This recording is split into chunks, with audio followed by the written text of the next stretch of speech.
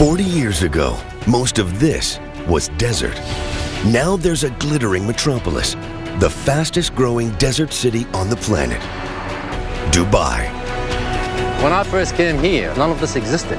It was one huge big desert.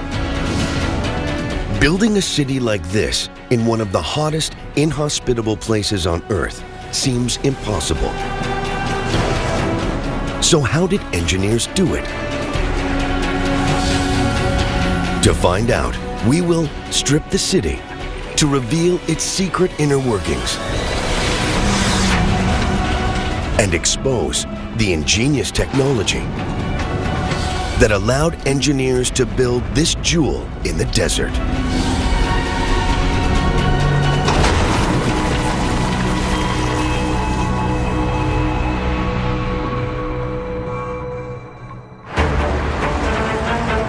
"8 a.m. in Dubai. Temperatures will soon reach over 100 degrees Fahrenheit. But Dubai's 2 million citizens don't have to worry about the scorching heat or know much about the technology that keeps them alive. The city's most visible techno-marvel is the Burj Khalifa. Half a mile high, almost twice as tall as the Empire State Building. It's the tallest skyscraper in the world.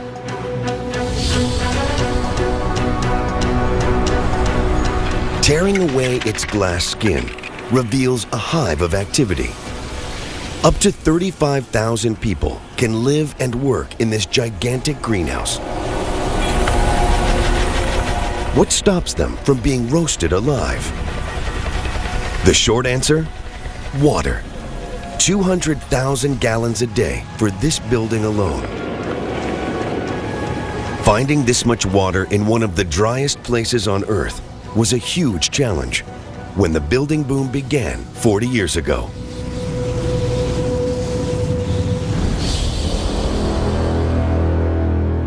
There are no rivers in the city and hardly any rain. Yet Dubai is awash with water. How is this possible?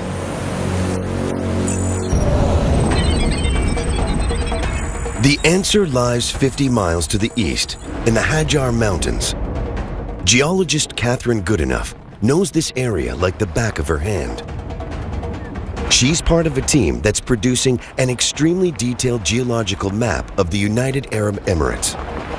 We've covered pretty much the whole of the UAE. We've done something like 30,000 observation points. We have to drive every track, we have to try and drive over most of the desert, we've had to climb mountain ridges and walk up wadis.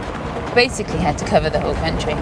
On her mapping mission, Catherine discovered signs that the Emirates weren't always as dry as today. Here in this deep mountain valley, this wadi, we've got evidence of water everywhere that we look. The wadi itself is V-shaped.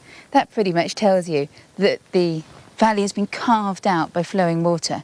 And then we can see that all the rocks around here have been smoothed off, just planed off and eroded by the action of water. 2 million years ago, Dubai was a really wet place. Where the skyscrapers stand today, mighty rivers flowed through a lush, fertile floodplain. But over time, temperatures rose and the rivers ran dry. As the desert swallowed the area, the water seeped away. But it didn't all vanish. Some of it moved underground. And today, it's still flowing through the rocks deep under the city.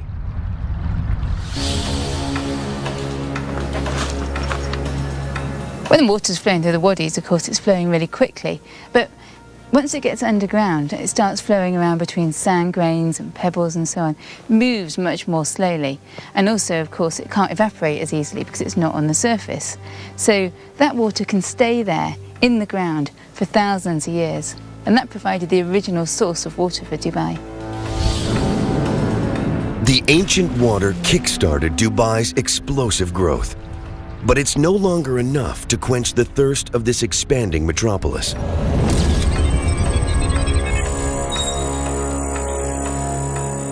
Today, the city relies on huge desalination plants that turns seawater into fresh water.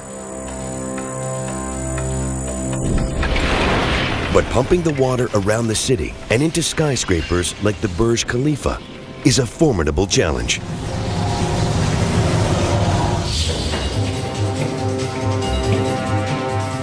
Engineer John Zwetz has overseen the installation of water networks into many of the city's towers.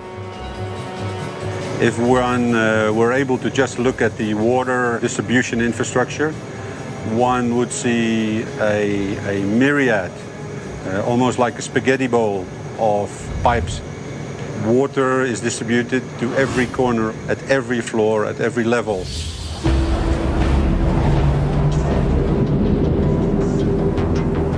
Using a single giant pump to pipe water right to the top of a building as tall as the Burj Khalifa would be dangerous. Forcing water this high up takes extreme pressure, which could make the pipes explode. So engineers pump the water up in stages. First, to a huge reservoir on the 40th floor. Then, to a series of 200,000-gallon tanks, until it reaches the top of the building. Then the water simply flows back down under its own weight.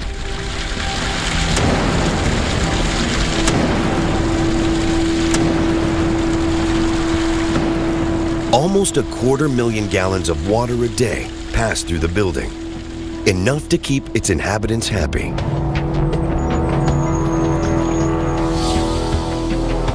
Engineers use this clever technology all over the city. Today, John's team is finishing up the water network in the Princess Tower, the world's tallest residential building. They must push water up 100 floors, more than a quarter of a mile. What we're looking at here is the water tank on the 79th floor. When it reaches the 79th floor, it has already been stepped up 3 times. In terms of capacity, what you are seeing here is 300,000 liters of water. If one could strip away all of the layers that hide the water infrastructure, it would become evident just how vast the water engineering in a large city like Dubai is. Dubai has more than 200 skyscrapers, and they're incredibly thirsty. Their glass skins conceal thousands of miles of pipes, sucking millions of gallons of water a minute from pipes buried deep under the sand, shielded from the scorching heat. These steel arteries supply each citizen with 145 gallons of water a day.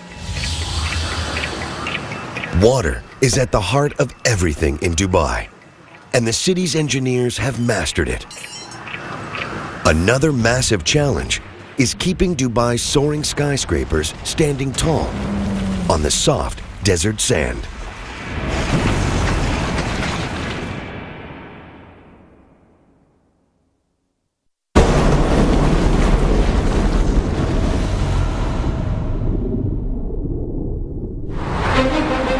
This is the most impressive street in the Middle East, Sheikh Zayed Road in Dubai.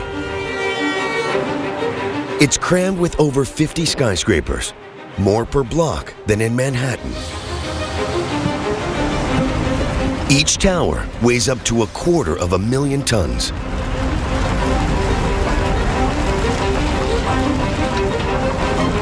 But all around and below them, hidden under the streets and sidewalks, is soft desert sand.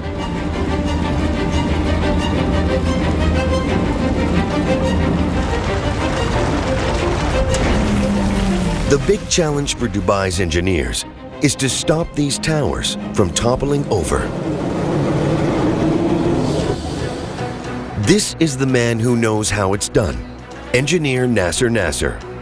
His latest colossus is more than 600 feet tall, the Burj Side Boulevard Tower. Now, is this the latest drawing which we have? When I first came here, none of this existed. It was one huge big desert. The only way to move around here was only in four-wheel drive. Now look at that. You have one of the most sophisticated and luxurious towns all over the world. The Burnside Boulevard is a steel and concrete Goliath. This building weighs about 100,000 tons. So that's a pretty heavy load. You need some solid foundations to take this load and distribute it. And solid foundations need solid rock to rest on.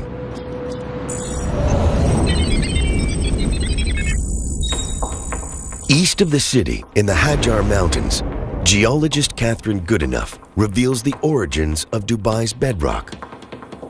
These mountains are really, really important for Dubai because it's from these mountains that the foundations of Dubai came. These rocks that we're looking at here, these were actually formed about 95 million years ago or so. They were part of the ocean floor.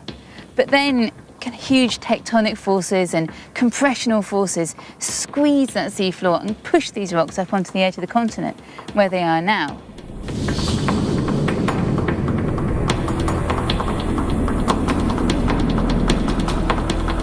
"30 million years ago, a crash of two continental plates thrust the Hajar Mountains 2 miles upwards.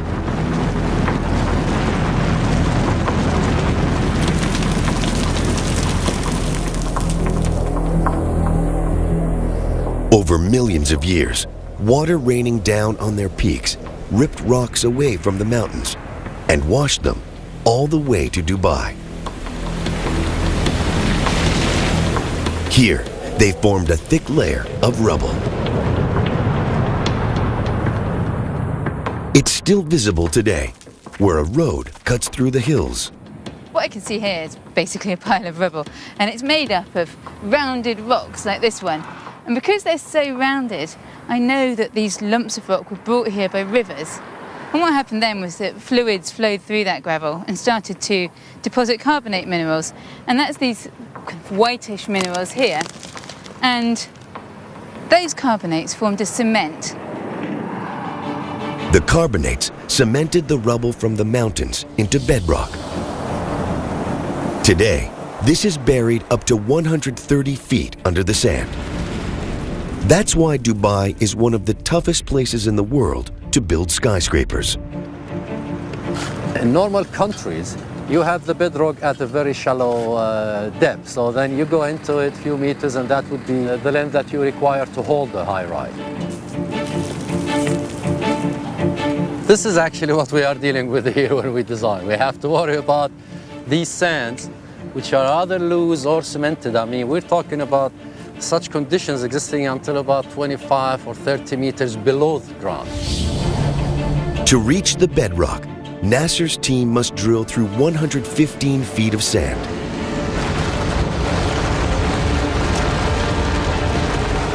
They fill the holes with a thick clay slurry to stop them from caving in. Then they drop in long steel cages and pump 100 tons of concrete into each hole. This hardens into a rigid pillar called a foundation pile. In Manhattan, a building like this needs just a handful of piles to stand up. In Dubai, it needs 250. They squash the ground under the skyscraper into a rock-solid foundation. That's the secret of building tall in Dubai.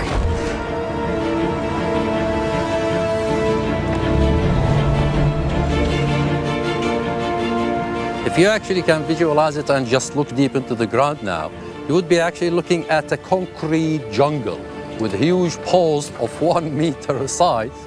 We have about 250 of them under this tower, and they stretch down to about 36 to 40 meters deep. A building like the Burnside Boulevard needs over 75,000 tons of concrete. Casting it in the desert heat is nearly impossible. Imagine in the summer, the temperature outside rotates around 50 degrees Celsius. Now, that is a lot of heat. If you start in the morning, for example, and you hit the high temperatures at 12, 1, 2 o'clock, then your concrete would simply be spoiled. You cannot. You're going to have such big cracks, you're going to have to destroy it. Cracks can cause buildings to crumble, so Nasser's team always works through the night to keep Dubai's skyline growing.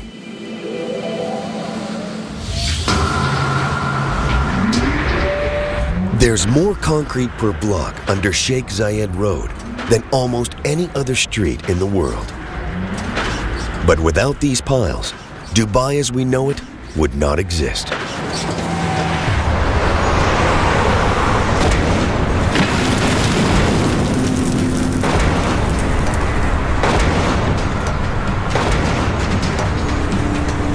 The city's engineers have cracked the challenge of anchoring skyscrapers in the sand.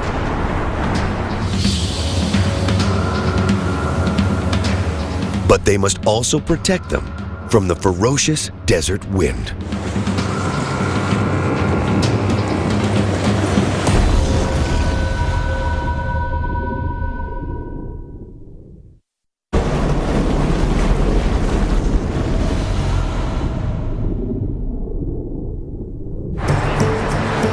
Dubai's extravagance is a magnet for the rich and famous, and this is the place where the wealthiest of them come to stay. The Burj Al Arab, one of the tallest and most expensive hotels in the world. A week in this 7-star palace could set you back $100,000. VIPs arrive 700 feet up on the helipad. Landing here isn't always a breeze. Today, wind speed peaks at 45 miles an hour, a challenge even for former Canadian Forces pilot Don Douglas. We're half a mile back, 300 feet above the LE deck, establishing on final, firming winds again. As we get lower, I'm just going to load up the blades and anticipate for a little bit of turbulence. There's wind coming on one side of the strut and the other side, and then they kind of merge together, and it causes a little bit of turbulence. We're getting closer and slower, still on glide path, and we're going to start feeling the winds.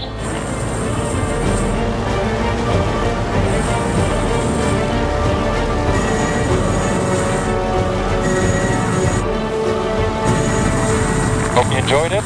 Was not too turbulent. Rotor. No. Welcome back to the Burj Al Arab. Warning.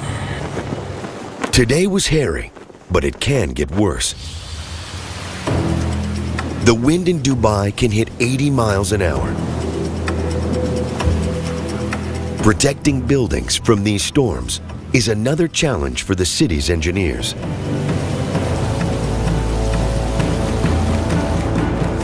And this is the place where they come to test their designs. Tom Bell Wright runs an outdoor laboratory that can simulate a desert storm. Have you got this beam set up correctly for these guys over here?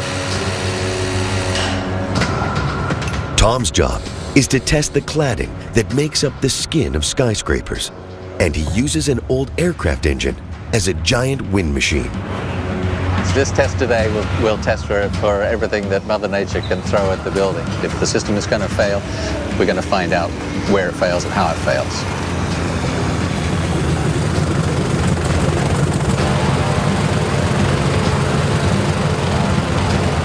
As he brings it up to full speed, it will be generating about 145 kilometers per hour. The crew add water into the mix, so even tiny cracks in the panels show up. If the inspectors spot just a trace of water inside, the design will fail.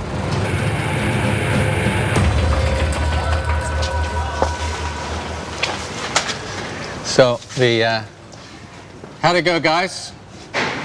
All good, I'm told. So that's that test out of the way.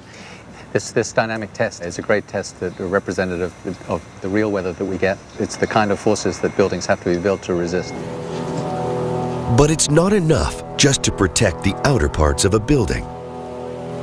In the Burj Al Arab, the most impressive technology lies hidden under its skin.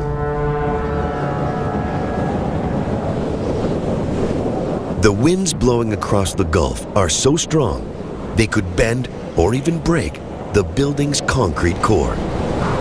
So engineers wrap the Burj Al Arab in a strong steel frame. bolted to a steel spine. An exoskeleton.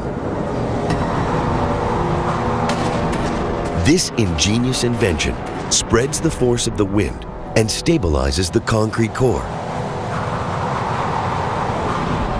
Hidden inside the skeleton are shock absorbers.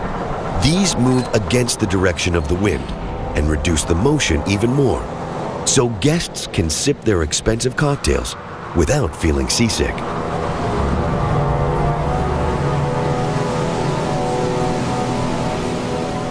But when the winds blow from the desert, there's another threat: sand.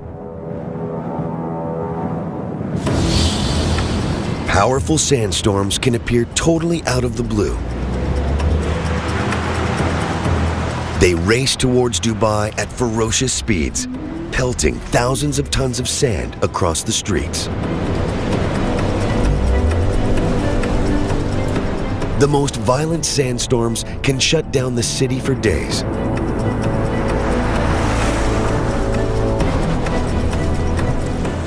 This one, caught on tape, reduces visibility to just a few feet. Sandstorms wreak havoc on anything that's not tied down. They clog gutters, stop traffic, and ground planes. Dubai is in the firing line because it sits on the edge of the largest continuous stretch of sand in the world, the Rub al Khali Desert.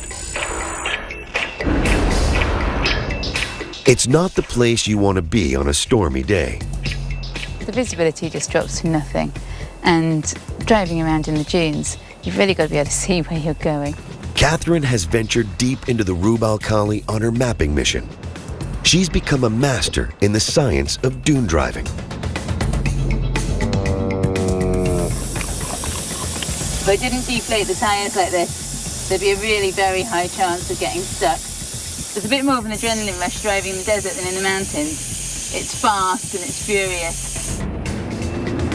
Going over the dune now, going over a dune edge, and it's just a question of letting the car drive. There's no point in touching the brakes, because if you do that, you just end up weighing in and you can end up in all sorts of trouble very quickly. Reading the contours of these dunes helps Catherine power across them. I'm just going to have to accelerate a bit to try and get up this bit of soft sand. And it gives her clues about how the wind interacts with them. Sand dunes are a bit like puzzles, really. There's quite a lot of information in them. Heading up this dune, I can see that the shallow side is where the wind's coming from, blowing the sand grains up the shallow side, and then they're blowing off down the steep side. It's quite breezy today, but most of the sand is still just rolling along the surface of the dunes here. As the wind gets stronger, it starts to pick up heavier grains of sand. When they crash back down, they release a myriad of dust particles. These billow high up into the air in dense clouds of driving sand. When they finally hit Dubai, they're not a welcome sight. Especially if you're the man in charge of health and safety at the Burj Al Arab. The sandstorm will build up from the inland, and you can basically see it's like a big cloud that is running up here. The cloud is covering the whole of Burj, and we're looking at a speed of approximately 15 to 20 knots when it will hit the Burj. Everything is full of dust, everything gets dirty. 4 times a year, armed with jet washers, a daring crew get ready to launch themselves off the Burj Al Arab to give it a good scrubbing. This is a high-risk event because these people are completely relying on the ropes and the harnesses which they are wearing. The gusting wind makes this a tough job. It's currently running at 10 knots now, so it's getting very close to that borderline where we need to stop work and get the people back from the sail. It takes 14 nights to wash all the sand off the Burj Al Arab and make it gleam again for the visitors. Most of Dubai's wealth comes from a geological treasure, oil. Extracting it is another major challenge for engineers.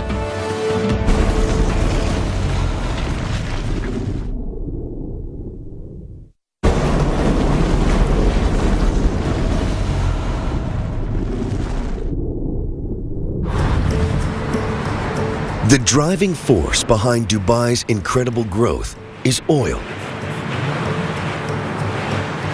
The Arabian Gulf region has more of it than anywhere else in the world, but tapping into the black gold is not easy. The waters off Dubai can be over 200 feet deep. And then there's up to 2 miles of sand and rocks sitting on top of the oil fields.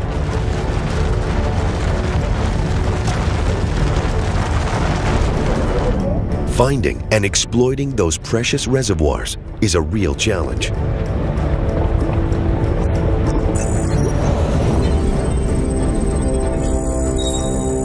"10 miles from the city, in this construction yard, workers are building oil platforms that can take on the Arabian Gulf. Today, engineer Basil Georgakopoulos is launching a brand new one, called a jack-up rig. The rig that we're building here is specifically designed for this region, the Arabian Gulf, where the water depths range up to about 200 feet. Looks like we're just about to kick off. The jack-up rig is no ordinary oil platform. It's designed to be mobile and hunt for oil. Start rolling, start rolling. Traditional production rigs stand in one spot, fixed to foundations drilled deep into the seafloor.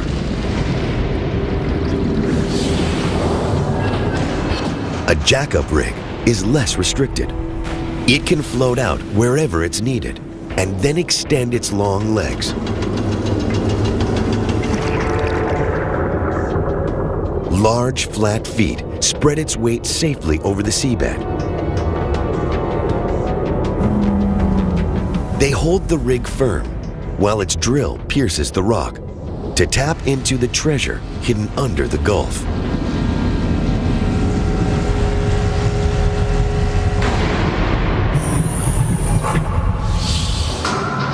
A rig like this costs $165 million to build, and we can have up to 1,000 people working on it at any one time. Such a big investment is only worth it because the returns out here are immense.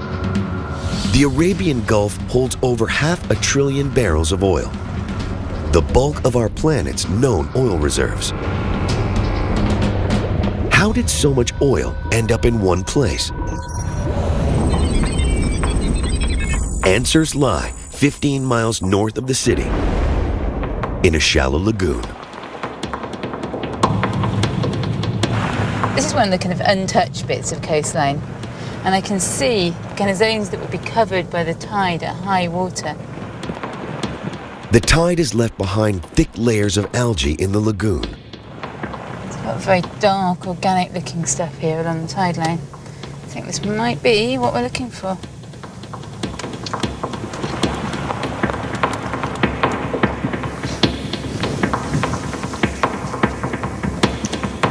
Wow. This is amazing. It's almost like a bit of old leather. But actually, it's a sheet of living organisms, or the remains of living organisms. The ancestors of these tiny organisms made the oil in Dubai. 200 million years ago, the area would have sat at the bottom of an ocean.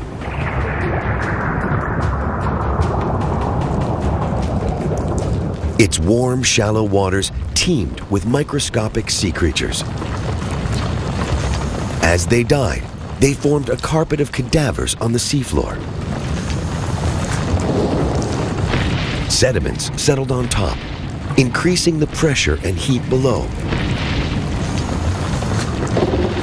Over time, this transformed the dead sea creatures into oil. This black gold sat trapped until cracks in the rocks around it allowed it to ooze upwards and pool in hundreds of pockets deep under the Gulf. It's this geological accident that really put Dubai on the map. In the construction yard, Basil's rig is ready for action. The crew must now move the 6,000-ton steel monster onto an ocean-going barge. There's a lot of eyes watching, and it's a very critical operation so that we can actually achieve the delivery date. Right side, right side, right side, right side. They have just 80 minutes at high tide to complete the operation. If they fail, the barge could be grounded. This is the first time we try this barge, and I don't want to run out of time. At the moment, everybody's sort of watching these ramps that have moved a little bit with the tide. The team floods ballast tanks in the front of the barge to balance the massive weight bearing down on the back end. This is when the barge is really starting to feel the bending moment now. We're just going to go and watch the bow, because as the weight shifts onto the barge now, she's going to tend to want to tilt forward.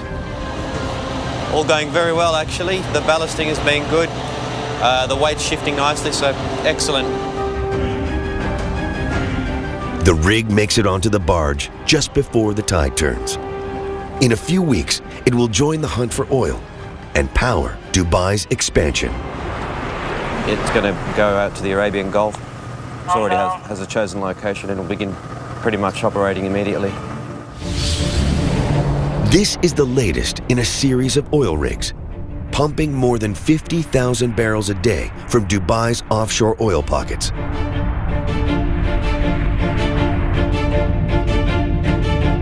Together, they generate more than $1 billion a year for the city. Oil helped Dubai explode into the thriving economic hub it is today. But as more and more people flock here in search of a paradise retreat, the city is running out of space.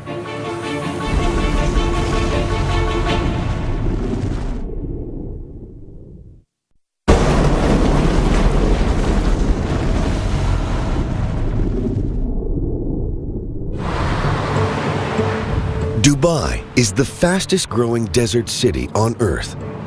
But to attract the super rich and sustain its growth, it needs to offer beachfront real estate, which is in limited supply. So engineers came up with this, the Palm Jumeirah, a man-made island shaped like a giant palm tree.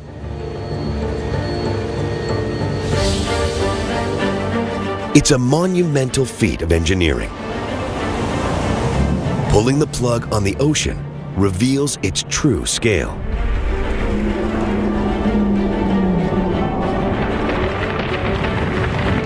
The size of 1,000 football fields. It sits inside a barrier made from over 7 million tons of rock.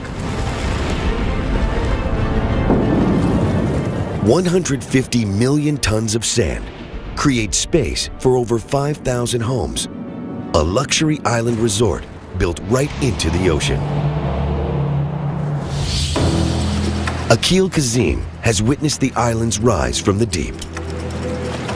This obviously came out of a certain need, and at that point, Dubai did have a very short shoreline that left very little space for luxury beachfront properties. It added 70 kilometers to our existing shoreline. This works very well because it's got a very large circumference. The island not only looks beautiful from above, it also, because of its shape of the fronts, each front has 2 rows of houses. So there's one row going that way and then the other way coming back.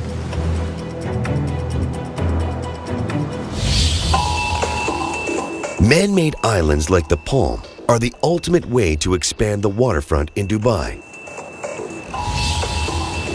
And this is the type of machine they use to build them. The cutter suction dredger, Khalij Bey.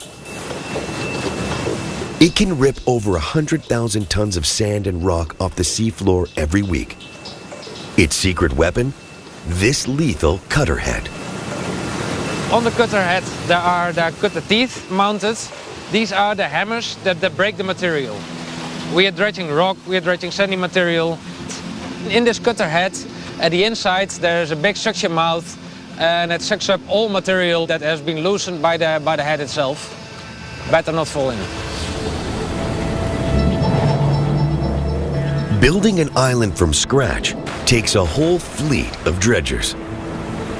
They must harvest more than 150 million tons of sand. A satellite feeds the exact shape of the island to the ship's navigation systems. Pipes shoot the sand back into the sea until the rough shape of the island rises above the surface. Finally, boats with huge suction pumps smooth out the edges.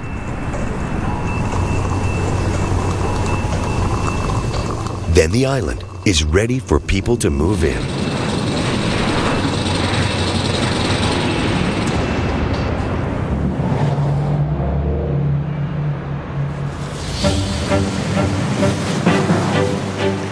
To buy here, you need cash. Lots of it. The best plots sell for up to $50 million. What makes this unique is that it's got a 275-degree view of the sea. And this person has obviously paid a premium for this location. A plot like this would typically go for about 170 million dirhams. You would obviously be someone to whom money is no object. Building into the sea is the way to go in Dubai, and the coastline has changed dramatically. Construction crews have used over 800 million tons of sand to create more than 900 city blocks of land in the sea.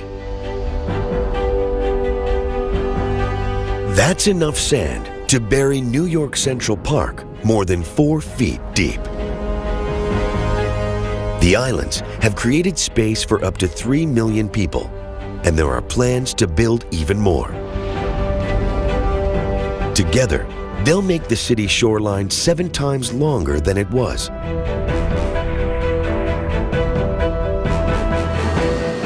The dredgers have changed the coast of Dubai beyond recognition.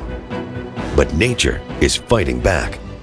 The wind and currents threaten to drag the sand back out to sea. Engineers must take drastic action to protect their coastline from the ocean.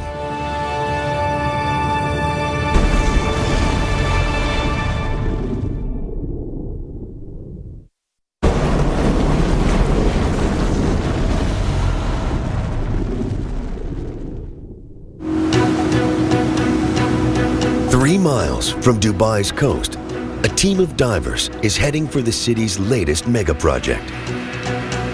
The World Islands, 500 million tons of sand sculpted into a map of the globe. Defending these islands from strong currents and winds is the latest challenge for city engineers. Brendan Jack is on his way to inspect the island's breakwater, a huge wall of rocks that shields the islands from erosion. The team is searching for a recent addition to the site. We're using the GPS to try and find the location of it because we haven't marked it on maps. We're keeping the location of it quiet. This top secret location is the site of one of the most daring projects ever undertaken in Dubai. About here? Okay. 4 years ago, divers discovered a huge coral reef, a rare find in these waters. But it lay at the entrance of a busy harbor, and the corals were dying. Brendan and his team took on the challenge of moving the entire reef to the World Islands breakwater, a seemingly impossible task, never tried before. When the work was done, there was no guarantees of success. The coral we had here was what's called a hard or encrusting coral. It grows very tightly on the rocks. So if you use traditional relocation methods, it wouldn't work here. The reef was the biggest in Dubai, with 22,000 colonies of corals. If the team tried pulling them off the rocks one at a time, they would kill 1 out of 3. So they came up with a radically new technique. They drilled holes into the boulders that formed the reef, filled them with non-toxic glue, and inserted steel rods. Then they were ready for the big move. A crane lifted the boulders from the seabed and tied them to a barge.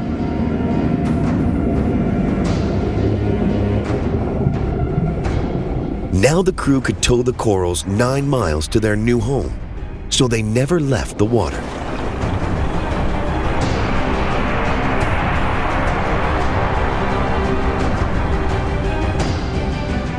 Moving over 1,000 boulders, each weighing around 5 tons, was an epic endeavor.